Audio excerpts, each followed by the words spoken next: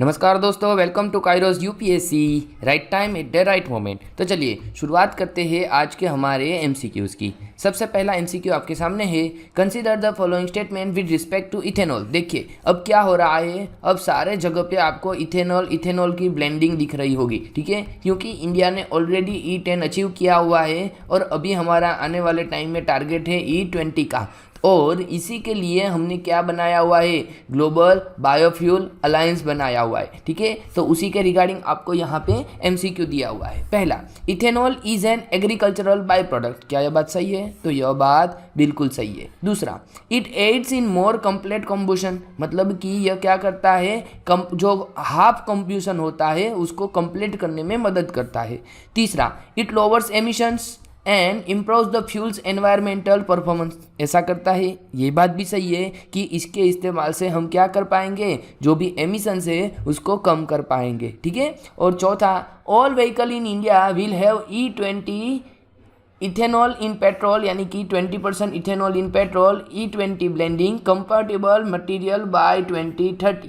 देखिए अब यहाँ पे जो है ये टारगेट हमारा कब तक है, 2025 तक ले लिया है, ठीक है। तो यहाँ पे पहला सही है, दूसरा सही है, तीसरा सही है, लेकिन चौथा जो है ये चौथा गलत है। तो हमें क्या पूछा है, हमें पूछा है कितने सेंटेंस करेक्ट है। तो भैया ओनली 3, मतलब 3 सेंटेंस है जो कि कैसे है, हमारे सही है, ठीक है। देखिए इथेनॉल जो है, यह इथेनॉल कैसा है, एग्रीकल्चर बाई प्रोडक्ट है। यह राइस हस्क और ऐसे बहुत सारे बाई प्रोडक्ट से हम बनाते हैं जो मदद करता है कंप्लीट कंबशन के लिए। लोअर एमिशंस भी यह प्रोवाइड करवाता है और साथ ही साथ इंडिया ने 10% इथेनॉल ब्लेंडिंग पेट्रोल अचीव कर लिया हुआ है। अब आने वाले टाइम में हमारा टारगेट है 25 तक हमें 20% क्या करना है, इथेनॉल ब्लेंडिंग करना है, ठीक है। तो हमारे 3 सेंटेंस सही है। हालांकि दूसरी स्लाइड में आंसर में आपको डी लिखा है, लेकिन आप करेक्ट करके उसको क्या कर दीजिएगा, ऑप्शन सी। चलिए नेक्स्ट एमसीक्यू पूछ रहा है, how many of the following countries are members of the Five Eyes alliance. देखिए यह क्या अलायंस है, तो यह एक इंटेलिजेंस ग्रुप बनाया हुआ है, ठीक है। तो इसी के रिगार्डिंग अभी यह मार्केट में चल रहा है कि भैया बता दीजिए 5 आई अलायंस क्या होता है, ठीक है। चलिए आपको हमने क्वेश्चन पूछा है कि इनमें से कौन से कंट्री जो है वो आपके 5 आई अलायंस के पार्टनर है, ठीक है। चलिए मतलब कौन से, मतलब आपको बताना है कितने, ठीक है।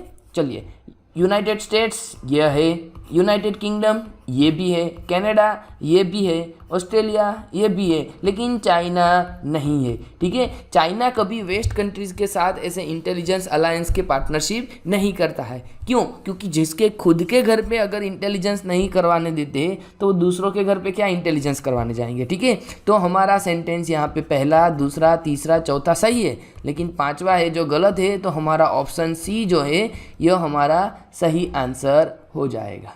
देखिए अभी करंट में इसलिए था क्योंकि यूएस और यूके ने क्या किया है, उन्होंने एम्फेसिस किया है, उन्होंने दबाव दिया है कनाडा के ऊपर कि भैया आप अपना इन्वेस्टिगेशन एग्जैक्ट कंप्लीट कर दीजिए। किन के ऊपर? जो निज्जर खालिस्तानी सेपरेटिस्ट थे उनकी किलिंग के बारे में।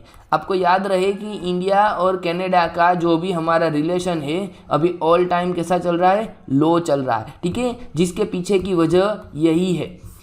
देखिए जो 5 आई अलायंस है यह क्या है, इंटेलिजेंस अलायंस कॉम्प्रोमाइज ग्रुप है, जिसमें ऑस्ट्रेलिया, कनाडा, न्यूजीलैंड, यूके और यूएस शामिल है, और इसी को कहा जाता है क्या, 5 आइज अलायंस। चलिए नेक्स्ट एमसीक्यू आपको पूछ रहा है, consider the following statement about digital Personal Data protection, यानी कि DPDP एक्ट। देखिए आपको ऐसा भी पूछा जा सकता है कि अभी इंडिया में कौन सा डेटा बिल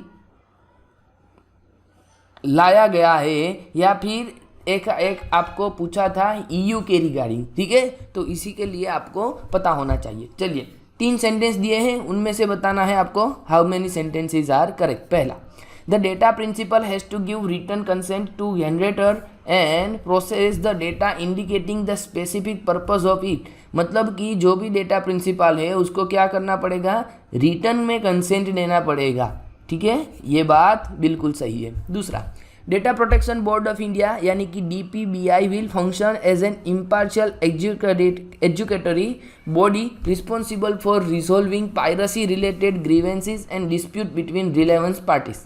मतलब कि एक बॉडी बनाई जाएगी जिसका नाम होगा data protection board of India, और यही सारी चीज़ के लिए क्या होगी, एक नोडल एग्जीक्यूटिव होगी। तो ये बात भी बिल्कुल सही है। तीसरा, an appeal against any order of the DPPI should be lie only with the supreme court. तो क्या है योगा, यह बात बिल्कुल नहीं सही नहीं करना है, यह है गलत, क्योंकि यहाँ पे सुप्रीम कोर्ट नहीं, पहले आपको कहाँ पे जाने का मौका देंगे, पहले जाने का मौका देंगे हाई कोर्ट में। ठीक है, तो 2 सेंटेंस सही है, 1 सेंटेंस गलत है। हमें पूछा है भैया सही वाले बताओ, तो 2 ओनली यानी कि बी जो है हमारा राइट आंसर होगा। ठीक है, देखिए क्या हुआ है अभी कि गवर्नमेंट ने क्या हुआ है, वेडनेसडे को कहा कि भाई कंपनी या एंटिटी जो भी है उनको 1 साल का टाइम देते हैं। ठीक है, और जो छोटी ऑर्गेनाइजेशन है उसको थोड़ा और ज़्यादा टाइम देते हैं, किसके लिए, to comply with new norms of Digital Personal Data Protection Act. ठीक है, और यह एक्ट के बारे में क्या दिया हुआ है, इसके लिए आपको करना है वीडियो को पॉज और यह पूरा एक्सप्लेनेशन पढ़ के आगे चलना है। ठीक है, चलिए। Consider the following statement about phosphorus. चलिए आपको फॉस्फोरस के बारे में बताना है। पहला सेंटेंस, फॉस्फोरस यानी कि P is non metallic chemical element of the nitrogen family. दूसरा, the world's largest phosphorus reserve is in western Australian region. तीसरा, India is the world largest exporter of phosphorus. अब आपको बताना है इनमें से how many sentences are correct. अब मुझे इतना पता है कि भैया इंडिया तो एक्सपोर्ट करने में ज़्यादा आगे नहीं है। ठीक है, अगर इंडिया एक्सपोर्ट करता होगा तो हम तक आज ये बात कंफर्म पता हो चुकी होती। तो तीसरा सेंटेंस मेरा कैसा हो गया, गलत हो गया। चलिए दूसरा देखते हैं, the world largest phosphorus reserve is in West Australia. ये बात भी कुछ जम नहीं रही है। ठीक है, क्योंकि वेस्ट ऑस्ट्रेलिया में अगर इसका ज़्यादा लार्जेस्ट रिजर्व होता तो इंडिया के साथ जो ऑस्ट्रेलियन के ट्राइब्स है उनमें कोल के साथ साथ हमें फॉस्फोरस का भी नाम सुनने में मिलता। तो ये बात भी बिल्कुल गलत है। पहला वाला सही है। हमें पूछा है कितने सेंटेंस सही है, तो भैया option A only 1 is correct. चलिए अब देख लेते हैं कि क्यों यह गलत है। तो इसके पीछे रीज़न ये है कि इंडिया क्या कर रहा है, अभी क्रिटिकल शॉर्टेज फेस कर रहा है फॉस्फोरस की। ठीक है, और यह बहुत ही ज़रूरी है हमारे किसके लिए, फर्टिलाइज़र के लिए। चलिए अब सारी बातें तो आपको पता है कि यह फॉस्फोरस जो कलरलेस है, सेमी ट्रांसफर है, सॉफ्ट है, वैक्सी सॉलिड है और यह डार्क में रहता है। ठीक है, और यह नाइट्रोजन फैमिली का भी है, ये भी आपको पता होगा। लेकिन जो वर्ल्ड का लार्जेस्ट रिजर्व है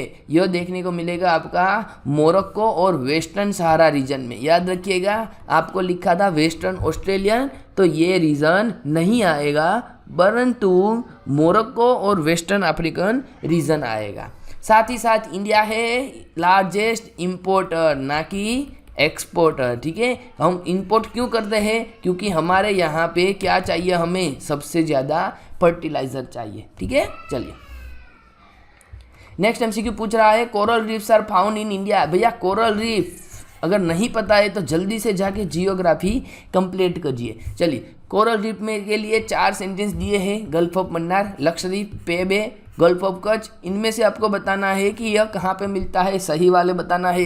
तो ऑप्शन जो दिए हैं चारों के चारों कैसे है, सही है। तो भैया ऑप्शन डी जो है हमारा राइट आंसर होगा। ठीक है, मतलब कि ये सारी जगह पे हमें क्या मिलेगा, हमें कोरल रीफ मिलेगा। वो चाहे गल्फ ऑफ कच्छ हो जाए, मारवाड़ रीजन हो जाए, या ये लक्षद्वीप हो जाए, गल्फ ऑफ मन्नार हो जाए, अंडमान हो जाए, इन सारी जगह पे हमें क्या देखने को मिलेगा, इन सारी जगह पे हमें कोरल रीफ देखने को मिलेगा। ठीक है, चलिए ये थे हमारे करंट वाले सेक्शन। अब हम आगे बढ़ रहे हैं हमारे MCQ PYQs की ओर। ठीक है, फिलहाल चल रहा है हमारा MCQ कौन सा, 2018 वाला। चलिए पहला, Which of the following best describe the term merchant discount rate sometimes seen in news। देखिए उस टाइम पे MDR बहुत लेटेस्ट में था, तो उसी के रिगार्डिंग आपको यह क्वेश्चन पूछा है। पहला, the incentive given by a bank to merchant for accepting payment through debit card pertaining to that bank।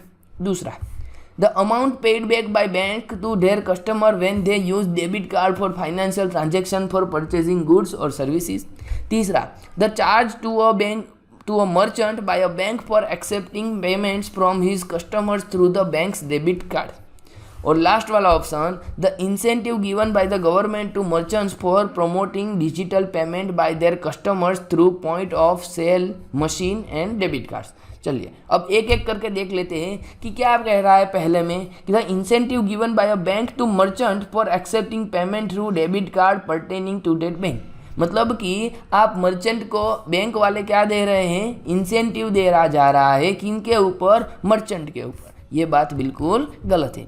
दूसरा, amount paid back by bank to their customer, मतलब बैंक वाले अपने कस्टमर को पैसा देते हैं, नहीं, उनको तो क्या करना पड़ेगा, उनको तो पैसा देना पड़ेगा आगे, ठीक है। और पैसा किनको देना है, पैसा देना है जो भी मर्चेंट है उनको चार्ज किया जाता है। क्यों? क्योंकि एमडीआर के फॉर्म में आप क्या करते हो, आप एक सर्विस प्रोवाइड करते हो, तो उस सर्विस को मेंटेन करने के लिए कस्टमर के साथ साथ और बहुत सारे स्टेक होल्डर होंगे, और उन स्टेक होल्डर में से जो भी आपके मर्चेंट रहता है, जो भी आपकी बैंक्स रहती है, उनके कुछ ऑफिशियल्स मैन पावर लगे रहते हैं। तो उसी के रिगार्डिंग क्या होता है कि पर ट्रांजैक्शन कुछ चार्ज लिए जाते हैं, ठीक है। तो यही बात ऑप्शन सी में कहा जाता है, इसीलिए सी जो है हमारा बिल्कुल सही आंसर होगा, डी हमारा गलत आंसर है। चलिए नेक्स्ट देखते हैं। With reference to the governance of public sector bank in India, consider the following statement। चलिए पब्लिक सेक्टर बैंक के रिगार्डिंग हमें कुछ बताना है। Capital infusion into public sector banks bye the government of India has steadily increased in last decade. भैया increase तो हुआ है, लेकिन ये जो स्टेडीली पूछा है ना, ये बात गलत है, क्योंकि कभी ज़्यादा हुआ, कभी कम हुआ, फिर ज़्यादा हुआ, फिर कम हुआ, फिर ज़्यादा हुआ, फिर कम हुआ। इस हिसाब से हमारा चलता रहता है, ठीक है। हम स्टेडीली एक साथ ऐसे डिक्रीज नहीं कह सकते, एक साथ ऐसे इंक्रीज नहीं कह सकते, तो पहला वाला सेंटेंस गलत है। दूसरा, to put the public sector banks in order the merger of associated bank with the parent State Bank of India has been affected. ये बात तो सही है कि भैया ऐसे बहुत सारे बात होती है कि हम एक बैंक को दूसरी बैंक के साथ मिला लेते हैं, तो यह बहुत सारे बैंक जगहों को क्या करता है, अफेक्ट करता है, उनमें से उनके पेरेंट बैंक एसबीआई को भी हो जाता है, तो ये बात सही है। चलिए हमें क्या पूछा है, हमें पूछा है करेक्ट वाला सेंटेंस, और करेक्ट वाला सेंटेंस कौन सा है, ओनली 2, यानी कि ऑप्शन बी जो है ये सही आंसर होगा। Next, with reference to digital payment consider the following statement. भीम यूपीआई, देखिए क्या हुआ था कि 2018 में यह बहुत ही न्यूज़ में था, ठीक है, क्योंकि 2016 में एंडिंग में और 2017 के स्टार्टिंग में जो भीम एप्लीकेशन आई थी, उनकी वजह से मार्केट में कुछ नया ही पूरा अपडेट देखने को मिला था, ठीक है। अभी जैसे कि आपको पता होगा कि हमने एक चीज़ डिस्कस किया था, बीमा सुगम, तो यह जो बीमा सुगम हमने डिस्कस किया था ना, तो उसके लिए ऐसा कहा जाता है कि यह इंश्योरेंस सेक्टर का यूपीआई मोमेंट है, ठीक है। और यूपीआई मोमेंट इसलिए कहा जाता है क्योंकि यूपीआई की वजह से बैंकिंग ट्रांजैक्शन में जो भी क्रांति आई हुई है, जो भी रेवोल्यूशन आया हुआ है, उस रेवोल्यूशन के जैसा ही बीमा सुगम की वजह से हमें नया रेवोल्यूशन कहाँ देखने को मिलेगा, इंश्योरेंस सेक्टर में देखने को मिलेगा, ठीक है। तो ये 2018 में ज़्यादा अपडेट में था, आज के टाइम में ऐसा क्वेश्चन रिपीट हो उसकी संभावना 0 के करीब है, ठीक है। चलिए फिर भी देख लेते हैं। भीम app allows the user to transfer money to anyone with a UPI enabled bank account. ये बात तो सही है, एक भीम एपीआई के माध्यम से आप दूसरे बैंक में अकाउंट में क्या कर सकते हैं, पैसा ट्रांसफर कर सकते हैं, तो पहला सही है। दूसरा, while a cheap PIN debit card has 4 factors of authentication, Bhim application has 2 factor of authentication। नहीं, भीम में कितने हैं, भीम में 3 प्रकार है, ठीक है, मतलब कि 3 टाइप्स के आपका क्या करवाना पड़ता है, ऑथेंटिकेशन होता है। तो दूसरा जो ऑप्शन है यह ऑप्शन गलत है, पहला सही है। हमें पूछा है भैया करेक्ट बता दो, और करेक्ट है ऑप्शन ए, यानी कि 1 ओनली, ठीक है। चलिए नेक्स्ट, कैपिटल एडवोकेसी रेशियो के बारे में कुछ बताया हुआ है। Capital adequacy ratio is the amount that banks have to maintain in the form of their own funds to offset any loss that banks incur if the account holders fail to repay dues. मतलब कि क्या होता है कि बहुत सारे लोगों ने छोटा छोटा करके अमाउंट करके अपने पैसे कहाँ पे रखा हुआ है, अपना पैसे रखा हुआ है बैंक में, ठीक है, और बैंक ने आगे उसी पैसे को दिया हुआ है क्या, बड़े बड़े इनकम टैक्स ऑफिसर, बड़े बड़े इनकम ग्रुप वाले लोगों को लोन में दे के रखा हुआ है, ठीक है। अब मान लीजिए उनमें से कोई एक ऐसा लोन वाला होगा कि जो कि डिफ़ॉल्ट हो गया, तो यह डिफ़ॉल्ट होने की वजह से इन सारे छोटे छोटे कस्टमर का पैसा कभी ख़त्म ना हो जाए, इसीलिए बैंक को क्या करना पड़ता है, कैपिटल एडक्वेसी रेशियो को मेंटेन करवाना पड़ता है, ठीक है। ये अलग है, जो हमारा CRR SLR जो है ना, उससे ये चीज़ अलग है, ठीक है। चलिए, तो ये बात पहला सेंटेंस सही बता रहा है। दूसरा, CAR is decided by each individual bank. अब देखिए, बैंक का तय करेगा तो बैंक तो कम से कम रखेगा, क्योंकि बैंक को जितना ज़्यादा पैसा मिलेगा उतना ही पैसा यहाँ पे लोन में बैंक आगे बेच सकता है। तो ये काम कौन करता है, ये काम करता है सेंट्रल बैंक, और सेंट्रल बैंक हमारे देश में कौन है, RBI, ठीक है। तो दूसरा सेंटेंस गलत है, पहला सही है। हमें पूछा है भैया कौन से सही है, तो ऑप्शन ए जो है 1 only is the right answer, ठीक है। चलिए नेक्स्ट MCQ देख लेते हैं। The reserve bank of India manage and services government of India securities but not any state government securities. अब बता दीजिए ये बात सही है कि गलत है। दूसरा, treasury bill are issued by the government of India and there are no treasury bill issued by the state governments. तीसरा, treasury bill offer are issued at a discount from the par value. अब देखिए, दूसरा sentence आप देखोगे ना तो आपको answer पता चल जाएगा। क्यों सर आंसर पता चल जाएगा, क्योंकि ट्रेजरी बिल जो होता है ये इश्यू किया जाता है गवर्नमेंट ऑफ इंडिया के द्वारा, और no treasury bill issued by the state government, मतलब कि स्टेट गवर्नमेंट अभी क्या नहीं कर सकता, खुद का ट्रेजरी बिल रिलीज नहीं कर सकता, ठीक है। तो यहाँ पे दूसरा सेंटेंस बिल्कुल सही है। चलिए, हमें पूछा है करेक्ट वाला, तो दूसरा नहीं है भैया, ए वाला जो है ऑप्शन वहाँ पे दूसरा नहीं दिख रहा है, पहले वाले में क्या बता है कि नो स्टेट एनी गवर्नमेंट है सिक्योरिटी, मतलब कि RBI के ऊपर कोई रिस्पॉन्सिबिलिटी नहीं है। यह कैसे चलेगा भैया, किसी राज्य को अगर पैसा लेना है तो काम कौन करके देगा, वो काम करके देगा कौन, RBI, ठीक है। तो पहला वाला सेंटेंस हमारा गलत है। चलिए, यह अब पहला वाला गलत हुआ तो ऑप्शन C कटा, साथ साथ ऑप्शन D कटा, और हमें मिल गया हमारा सही आंसर ऑप्शन B, यानी कि 2 and 3 ओनली, ठीक है, क्योंकि यहाँ पे तीसरा वाला जो सेंटेंस है वह भी सही है। चलिए, ये थे हमारे आज के UPSC के MCQs।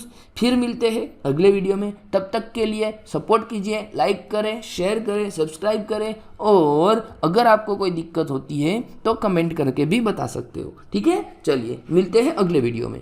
Thank you.